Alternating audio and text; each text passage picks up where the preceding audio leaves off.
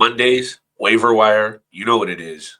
It's the Locked On Fantasy Hockey Podcast coming in hot with Week 16's must-add waiver-wire targets and, of course, big-time bets. Let's tap in and get this paper.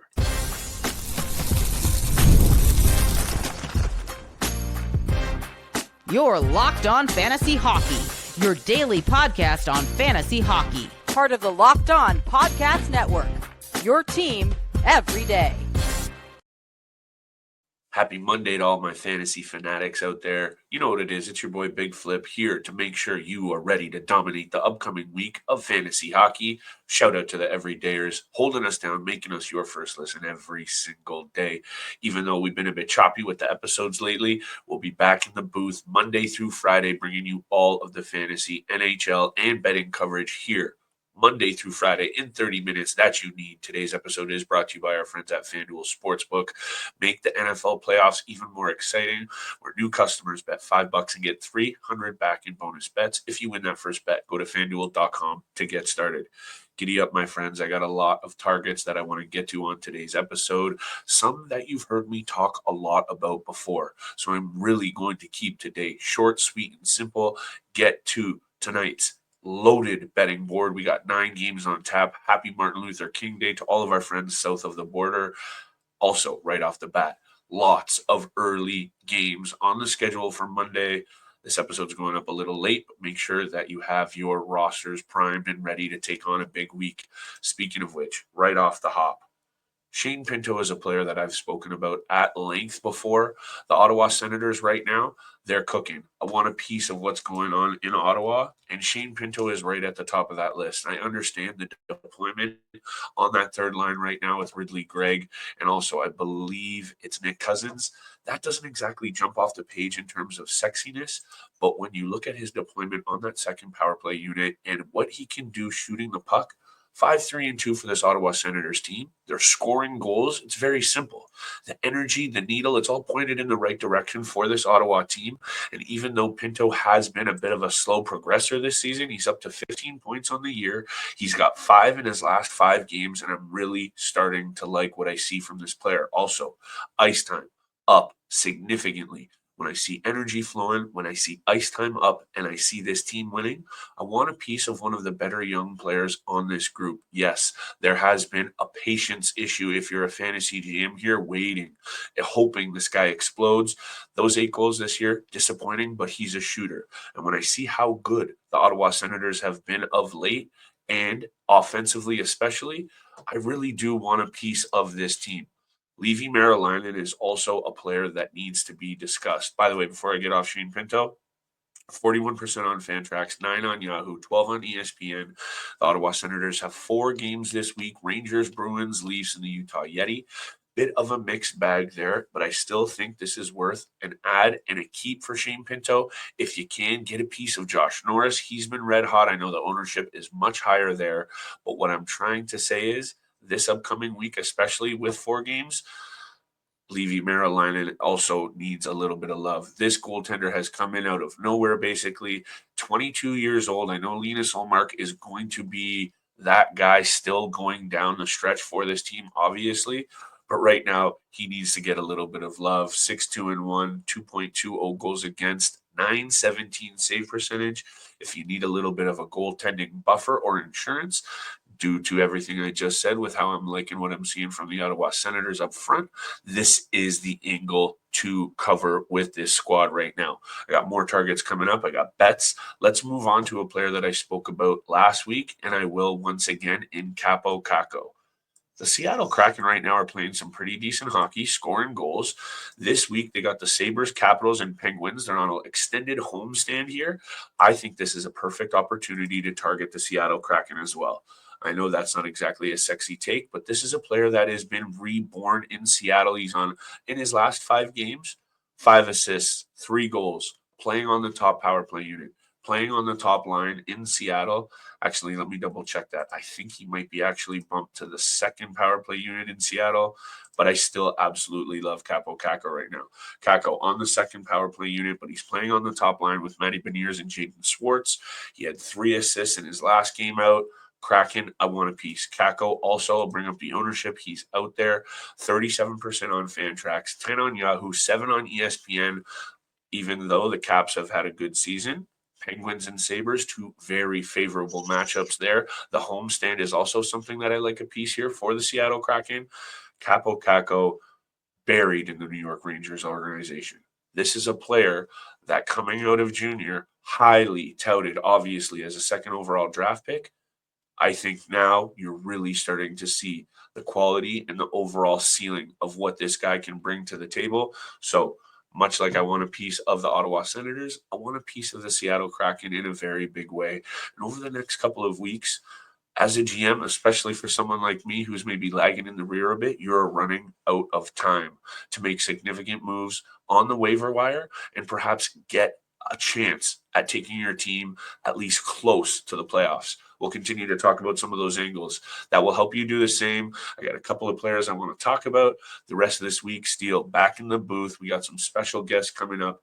We're going to have you covered for all of the angles that'll continue to help take your team, hopefully, to the top. Today's episode is brought to you by our friends at FanDuel Sportsbook. The first whistle of the final drive. FanDuel makes the NFL playoffs even more exciting. Right now, new customers that could bet $5 get $300 back in bonus bets if your first bet hits. That's $300 to keep the action going. Visit FanDuel.com today to get started with that $300 in bonus bets. That's FanDuel.com. Make the playoff season unforgettable at FanDuel Sportsbook. Right now, check out FanDuel and get that paper. Waiver-Wire Monday, my friends. Like I said before the break, ever critical as we enter this stretch run.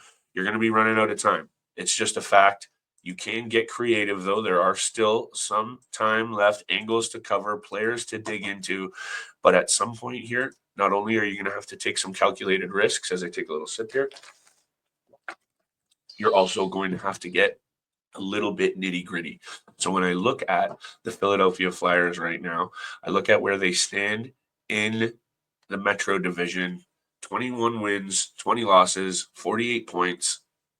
I'm a little bit wary of where this team actually lands. However, I spoke about Morgan Frost last week. I spoke about how I really actually like his all-around game. I actually think there is a lot to love in the Philadelphia forward group, especially on a week-to-week, no pun intended, flyer. Morgan Frost is playing on an excellent line with Travis Konechny and Owen Tippett, and he also right now is holding down that first power play unit. I don't know what else you need to hear.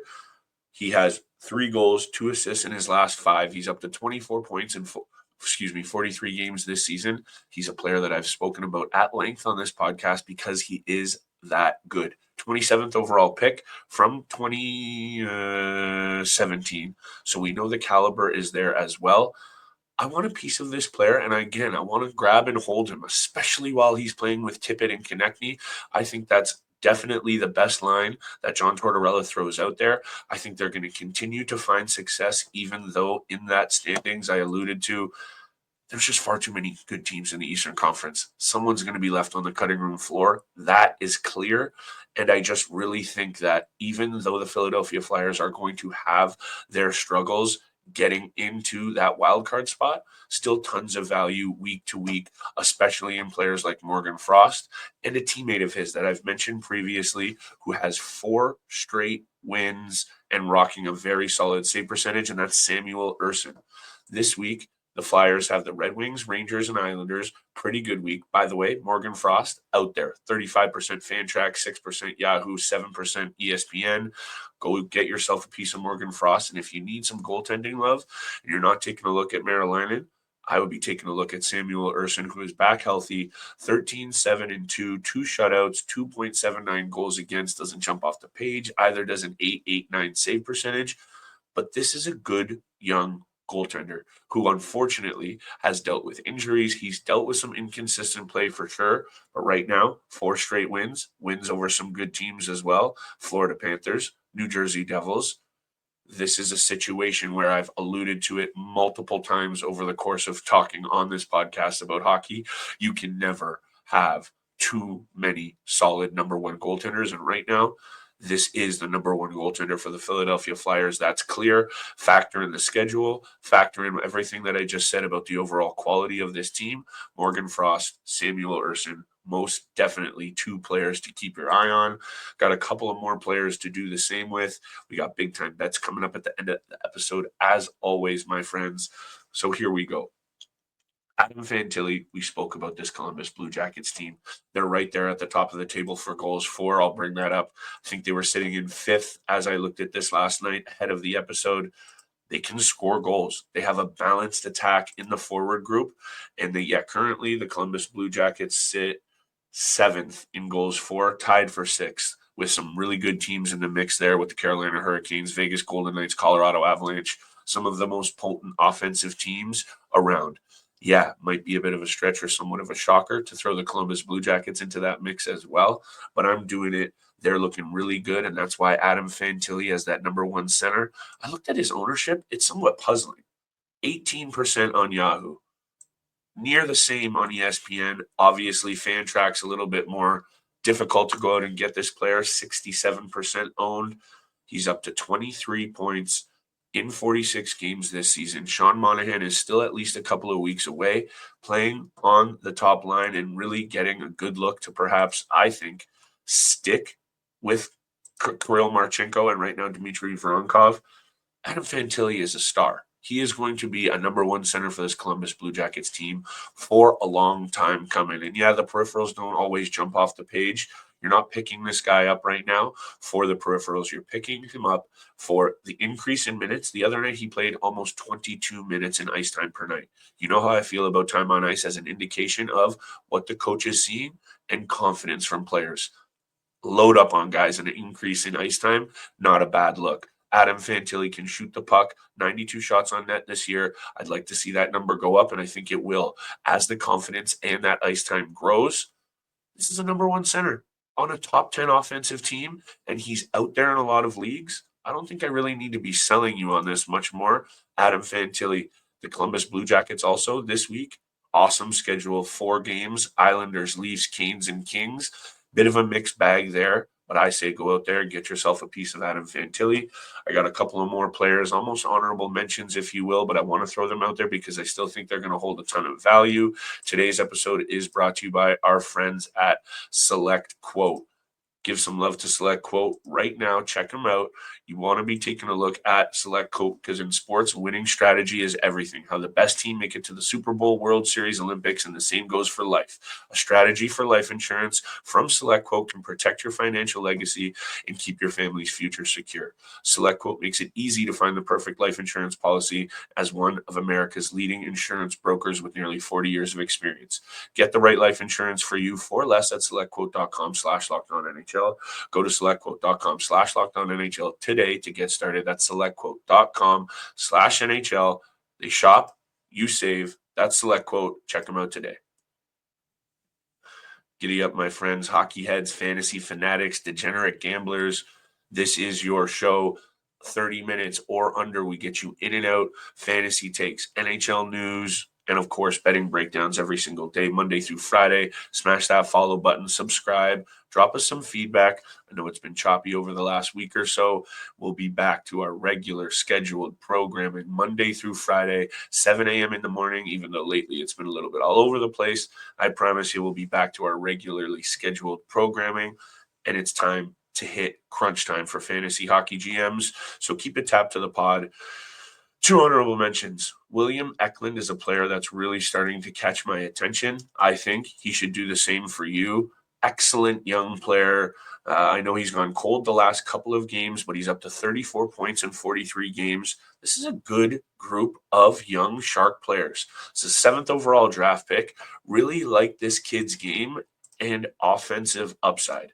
That's it right there with William Eklund. Got to throw some love. Playing with Macklin Celebrini, full pause right there. I think also he's getting some looks on the top power play unit.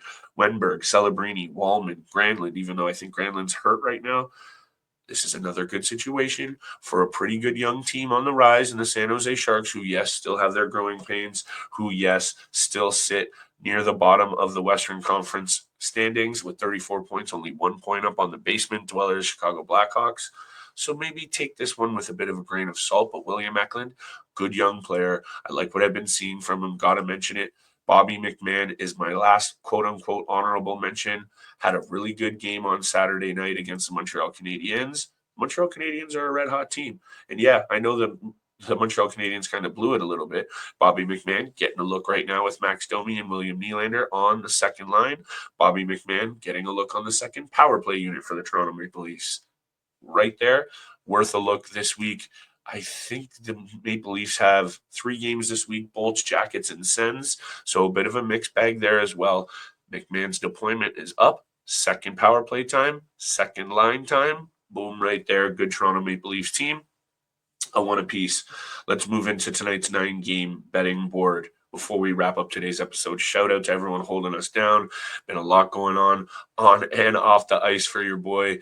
Couldn't be doing it without y'all. Like I said, Steele will be back in the booth with me for the rest of the week. We'll be holding it down for y'all. 9 games on the betting schedule. Toronto hosting the Tampa Bay Lightning, 7-3-0 in their last 10 against the Tampa Bay Lightning. This one's simple. Money line, Leafs. Couple of big wins for the Toronto Maple Leafs, especially on Saturday. That's a galvanizing situation. I think you're going to see a motivated and hungry Toronto Maple Leafs team on home ice against a team in Tampa that they've been taking it to lately. Also, speaking of which, how's Austin Matthews looking? 4 goals in his last 3 games, 5 goals in his last 5 games, and I'm taking a look squarely at his anytime goal player prop. That's my second pick. He has looked like a player rejuvenated since returning from injury in his career. 24 career regular season games against the Tampa Bay Lightning, 13 goals. Poppy is red hot, and while he's red hot, this team will go. So, Leafs, money line, Austin Matthews, anytime goal. Those ones, smash them together if you want. Lock of the night. The Winnipeg Jets are rolling into Utah.